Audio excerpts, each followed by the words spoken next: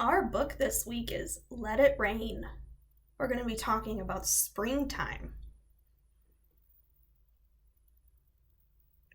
Let it rain. It's spring. Look, it's raining outside. What are they using to protect themselves from the rain?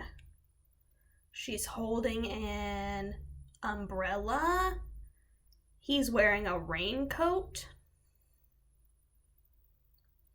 Singing birds, budding trees, frogs and tulips, honeybees. Have you guys seen the trees growing new buds? Digging, tilling, seeds to sow, planting carrots in a row. So they are planting a garden with lots of food for them to eat. What else could we plant in a garden? Maybe flowers? But then heavy downpours, rivers flood. Our flower garden turns to mud. The kids have to stay inside because it's raining outside. How do you think that makes them feel?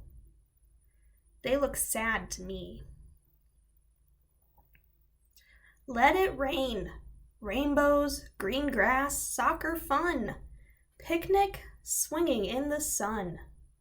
What do you like to do outside when it's nice out? Lambs and bunnies, puppy licks, newborn kittens, and little chicks. So lots of times in spring, a lot of baby animals are born. Building, painting way up high, our little house in the sky.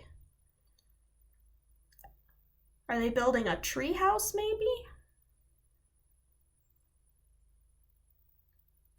But then black flies, spiders, little ants crawl inside our farmer pants.